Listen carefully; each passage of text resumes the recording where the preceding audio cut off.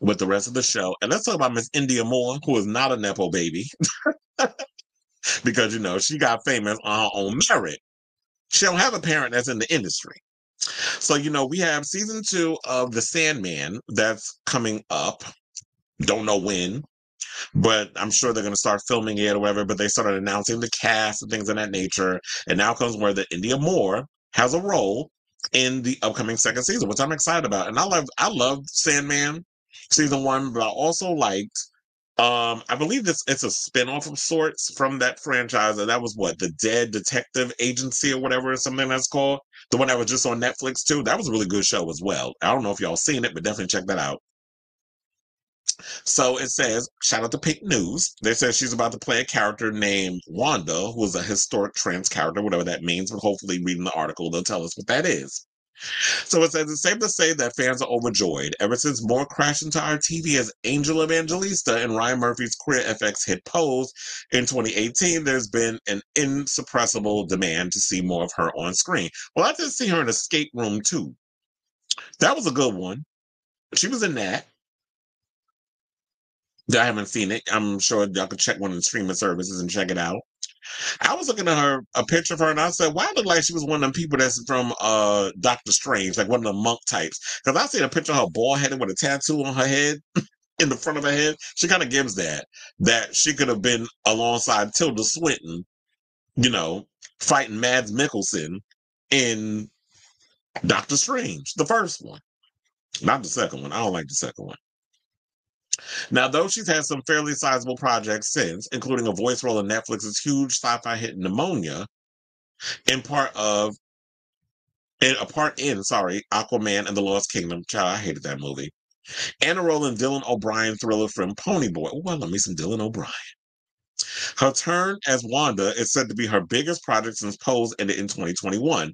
Now, Neil Gaiman first teased Moore's role in the show back in 2022, just as after the release of the first season of that was on Netflix in August that year, explained that the character of Wanda will be integral to the second season.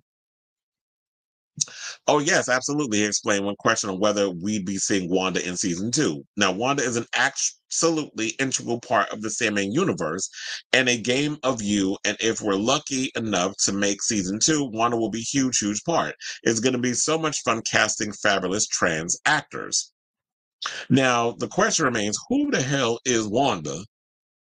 Because I have no idea who this character is. I don't even remember Sandman season 1. There's so much stuff that comes out on Netflix.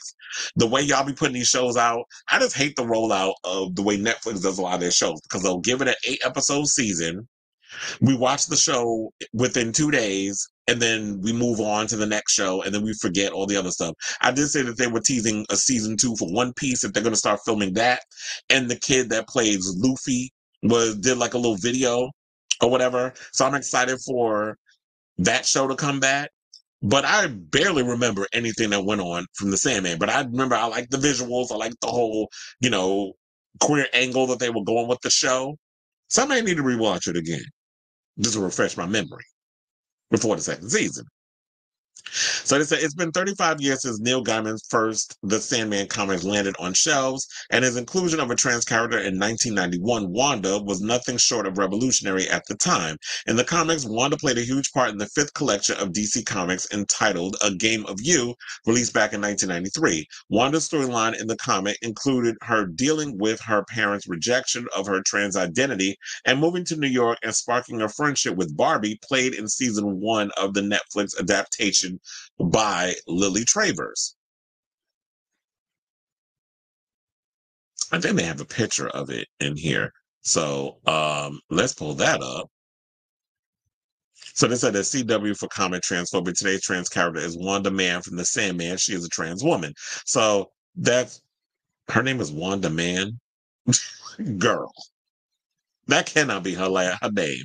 Okay, we're going back to this picture. Because I'm like, that's giving me Juwana Man tease with that. But I was like, y'all a little on the nose by calling her Wanda Man. They also have a superhero called Wonder Man. I know there's no relation, but anyway.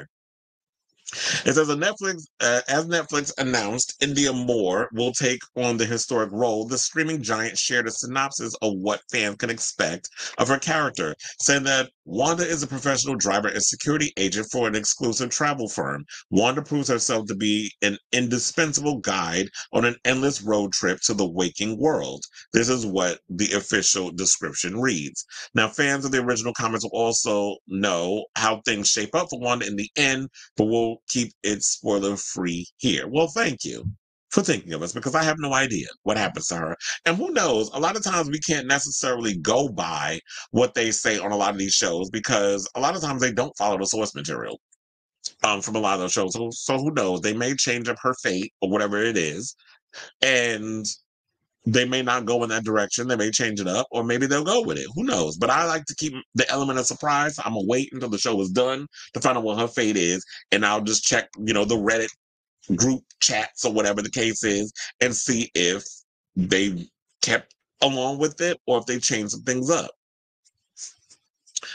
But they said also that a lot of times, I guess, they're saying that modernizing some aspects of Wanda's story, which some fans of the comic book have dubbed problematic. So yeah, it's like I guess when they call her name is Wanda Man, they would find that problematic because that was 91. We're in 2024.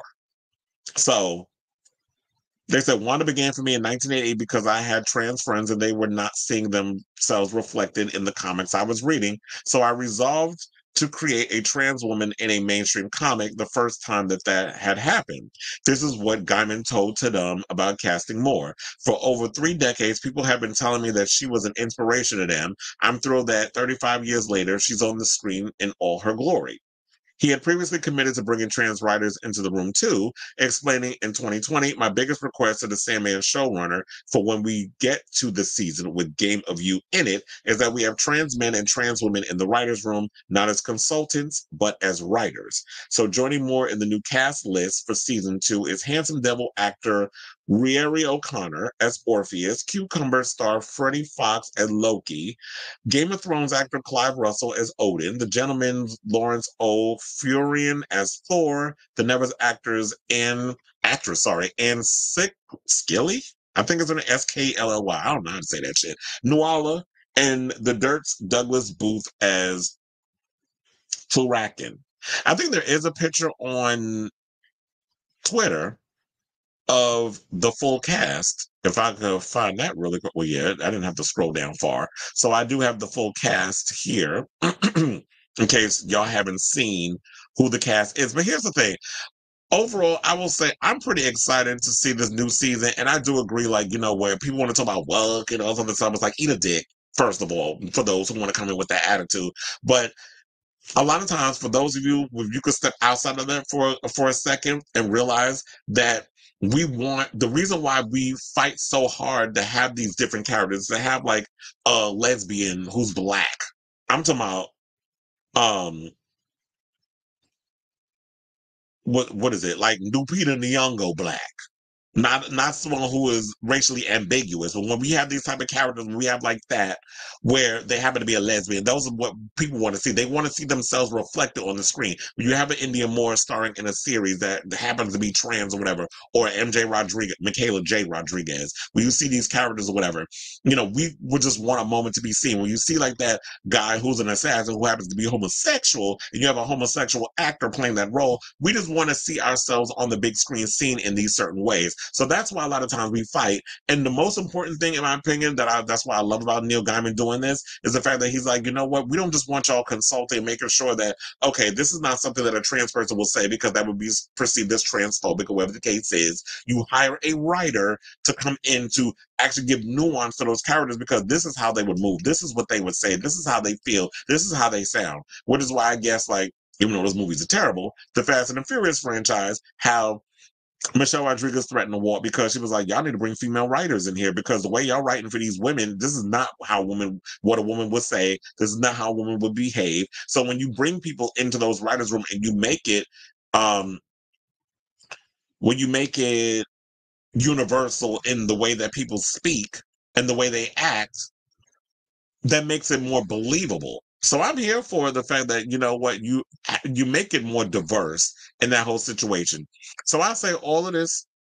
Um, oh, I forgot. We got Gwendolyn Christie coming back because you know I love me some Gwendolyn Christie. She played Lucifer. And then we have non-binary actor Mason Alexander Park playing Desire. I did love Desire in season one.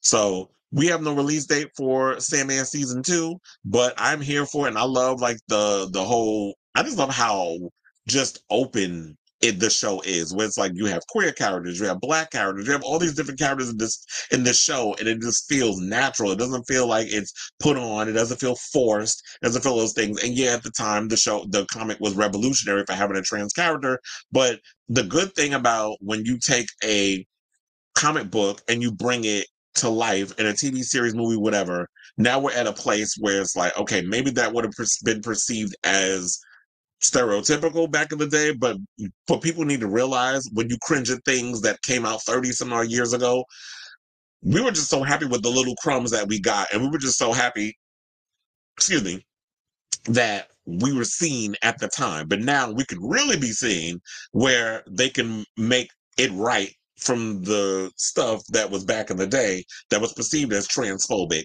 that would be perceived as a little racist, or that would be perceived as homophobic. And a lot of the now, you know, Wanda man, like that does sound a little transphobic.